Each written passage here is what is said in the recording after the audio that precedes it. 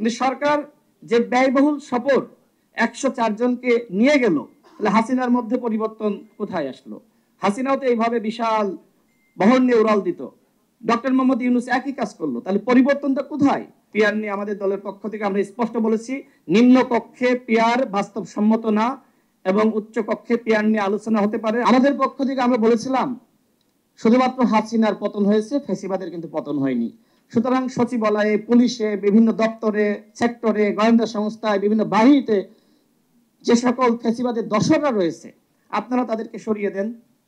কিন্তু সরকার মনে করলো যে এখন যদি আমি ওই জামাত বিএনপির তকমা দিয়ে যাদেরকে 16 বছর হাসিনা বঞ্চিত করেছে, এখন যদি তাদেরকে আমরা প্রমোশন দিই, সেক্ষেত্রে এই ব্যক্তিরা তো জামাত বিএনপির এজেন্ডা বাস্তবায়ন করবে, আমাদের এজেন্ডা বাস্তবায়ন করবে না। যে কারণে উপদেষ্টা পরিষদের কতিপয় ব্যক্তি তারা মনে করলেন যে আওয়ামী লীগের যারা রয়েছে, আওয়ামী লীগের সুবিধাভোগী, এদেরকে ভয় দেখিয়ে কাজ করাতে হবে। এবং এটা আমি জেনেই বলছি, আমি জানি, এই জন্যই বলছি যে তারা এই ধরনের চিন্তার জায়গা থেকে ওই আওয়ামী লীগের যারা ছিল তাদেরকে রেখে দিল। সচিবালয়ে যান আওয়ামী লীগ, পুলিশে আওয়ামী লীগ, গোয়েন্দা সংস্থা 16 বছরে যেটি করেছে, 14 সালে নির্বাচন, 18 সালে নির্বাচন, 24 সালে নির্বাচন কারা করেছে? একজন সিইসি তো বলেছে যে গোয়েন্দা সংস্থা করেছে।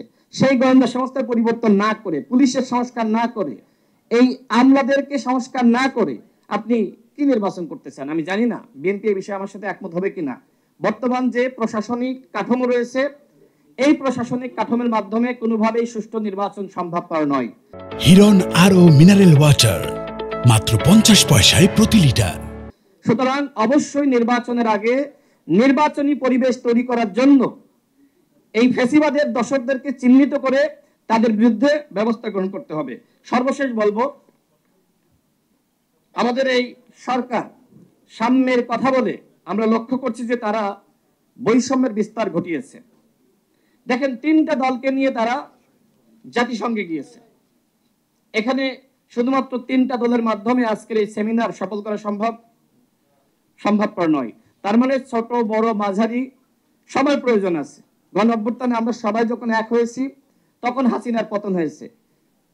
অর্থাৎ সরকার আজকে 3টা দলকে গুরুত্ব দিচ্ছে। এই 3টা দলকে যদি আপনারা এক জায়গায় আনতে পারেন আমাদের আপত্তি নাই, কিন্তু আপনারা তো পারতেছেন না।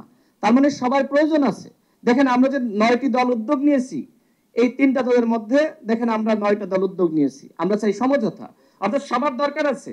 কিন্তু সরকার যে ব্যয়বহুল সফর 104 জনকে নিয়ে গেল, তাহলে হাসিনার মধ্যে পরিবর্তন কোথায় আসলো?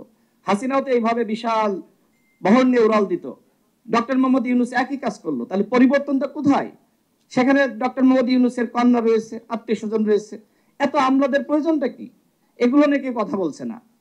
এই ধরনের ব্যয়বহুল সফর বাংলাদেশের জন্য কোনোভাবেই গ্রহণযোগ্য না। আমি সরকারকে বলবো, যে ধরনের অসাম্য আপনারা সৃষ্টি করতেছেন এটা আসলে কাঙ্ক্ষিত না। আমরা দেখলাম যে সেখানে আপনারা 3টা দলকে নিয়ে গেলেন। আমি আগেই বলেছিলাম যে হয়তো আপনাদের প্রোটেকশনের জন্য আওয়ামী লীগের নেতাকর্মীরা সেখানে হয়তো তারা হামলা করতে পারে। যে ধরনের ঘটনা ঘটেছে আপনারা দেখেছেন, যদিও নিন্দনীয়, কিন্তু আপনারা যে বৈষম্য উৎপাদন করেছেন এই কারণে দেখবেন যে অনেক দলগুলো তারা কিন্তু অনেকটা চুপ আছে যে আপনারা আমাদের গুরুত্ব দেন না। সুতরাং এই ধরনের ঘটনা আপনাদের মুখোমুখি হওয়ার দরকার ছিল, অন্যথায় আপনাদের শিক্ষা হবে না। তো আমি আর কথা বাড়াচ্ছি না, কথা অনেক ছিল, যেহেতু অনেক অতিথি রয়েছে আমি অনেক বেশি বলে ফেলিয়েছি। পিয়ার নিয়ে আমাদের দলের পক্ষ থেকে আমরা স্পষ্ট বলেছি, নিম্ন কক্ষে পিয়ার বাস্তবসম্মত না এবং উচ্চ কক্ষে পিয়ার নিয়ে আলোচনা হতে পারে। আমাদের দল যখন 21 সালে আমরা গঠন করি তখন আমরা এটি বলেছিলাম যে উচ্চ কক্ষে পিয়ার থাকতে হবে, নিম্ন কক্ষে পিয়ার বাংলাদেশের বাস্তবতা এটা গ্রহণযোগ্য না। আজকের এই সেমিনার যারা আয়োজন করেছেন সবাইকে ধন্যবাদ।